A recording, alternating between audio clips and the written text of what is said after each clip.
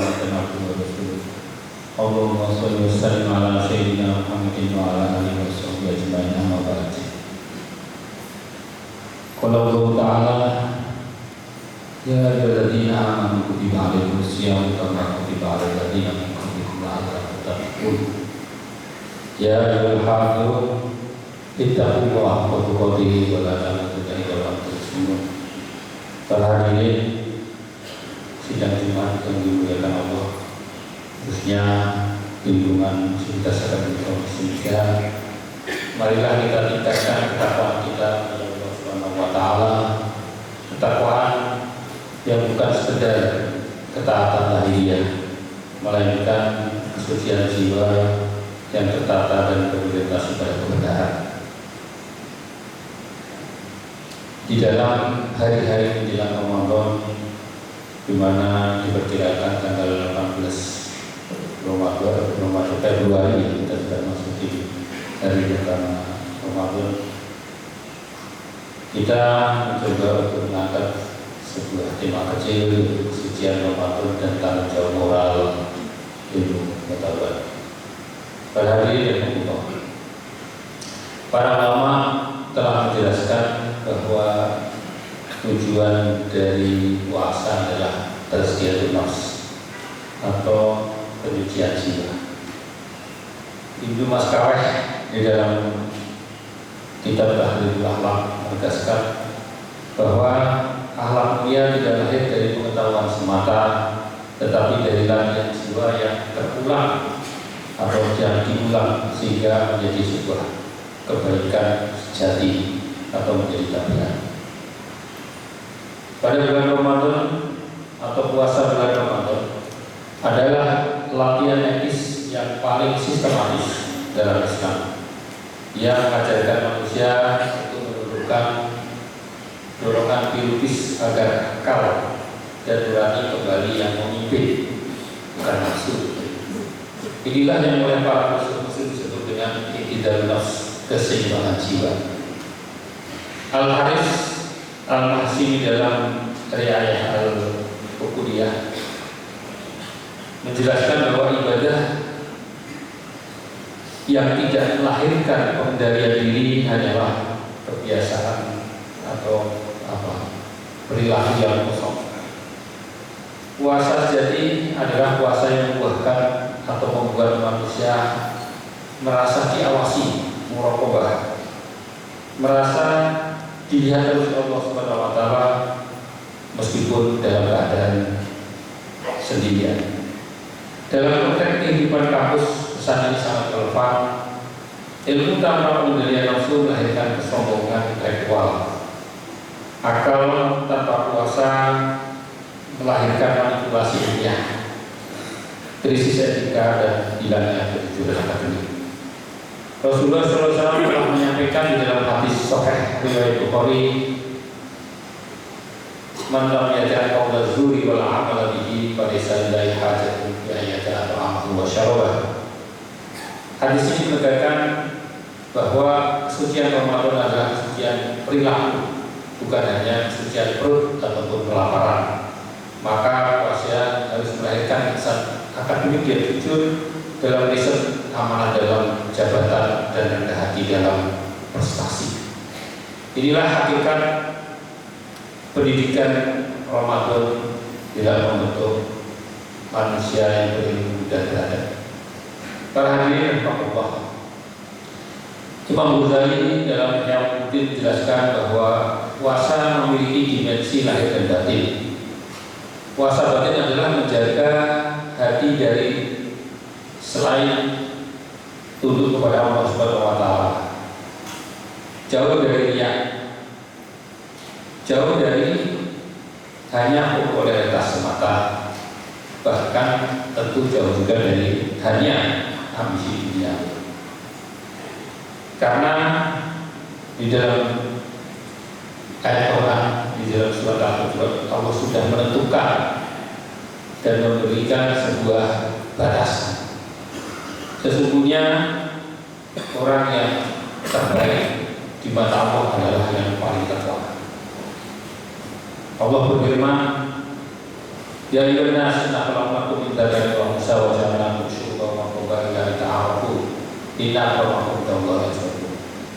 Allah menciptakan manusia bersuku, berbangsa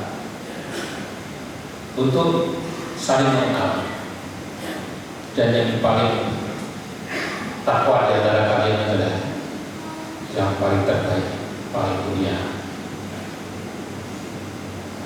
Jadi kemuliaan bukan hanya diukur dari gelar akademik tentu, apalagi dari eksistensi atau peringkat institusi, tetapi dari ketakwaan yang memurnikannya dan melahirkan keadilan.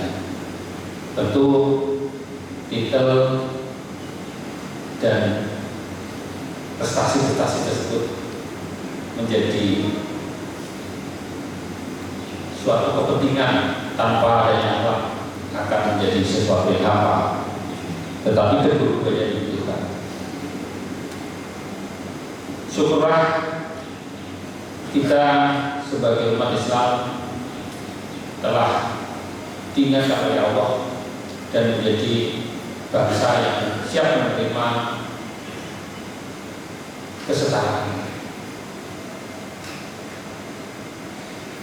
Kesetaraan di antara kehidupan manusia, kesetaraan di antara kehidupan berbangsa dan bernegara.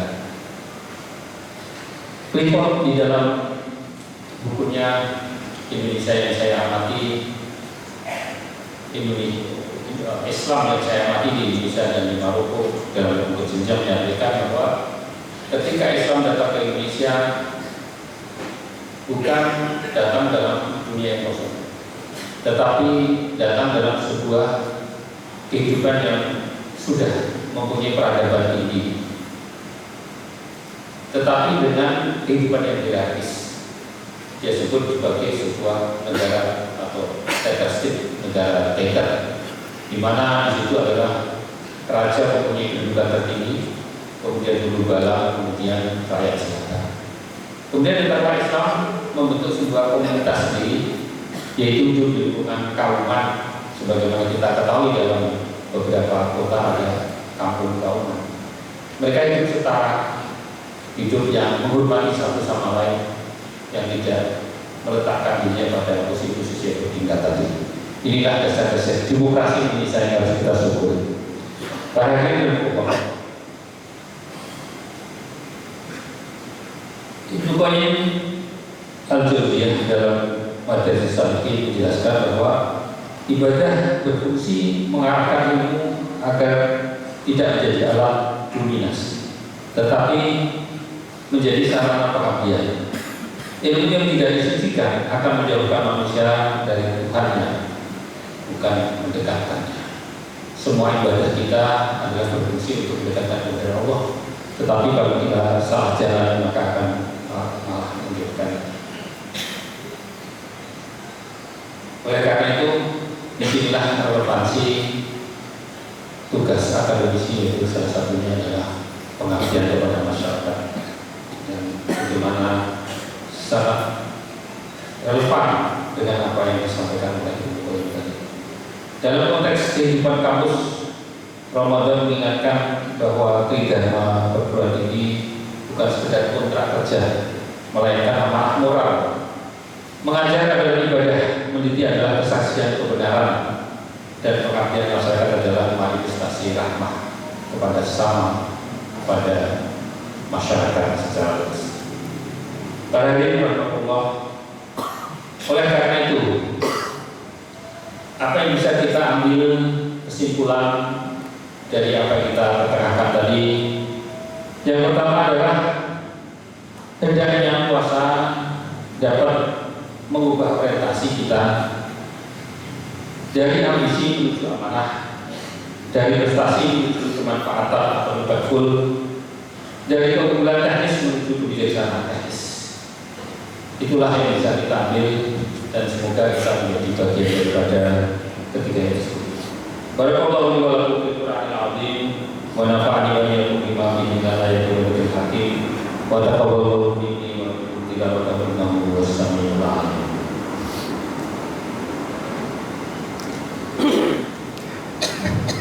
Allahumma shalli ala sayyidina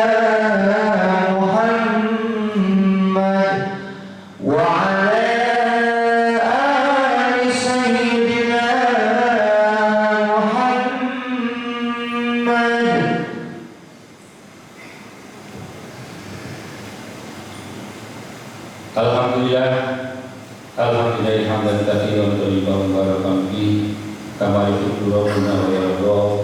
Wa asyhadu an la ilaha illallah wa asyhadu anna Muhammadan abduhu wa rasuluh. Ya ayyuhal mu'minun ittaqullaha haqqa tuqatih wa la tamutunna illa wa antum muslimun. Inna Allaha wa malaikatahu yusholluna 'alan nabiy ya ayyuhalladzina amanu shallu 'alaihi wa sallimu taslima. Allahumma shalli wa sallim wa barik ala sayyidina Muhammadin wa ala alihi wa sahbihi ajmain. Marilah dalam penutupan khutbah ini kita baca doa. A'udzubillahi minasyaitonir rajim. Bismillahirrahmanirrahim. Allahumma ighfir lil muslimin wal muslimat wal mu'minina wal mu'minat wal ahya'i minhum khususan habarina wa umadina wa istatina wa jadatina wa khususan nusul khulafa rasyidin Abu Bakar wa Umar wa Uthman wa Ali wa an sa'ir sahabat ajma'in wa tabi'in wa tabi'in wa man tabi'ahum bi ihsan.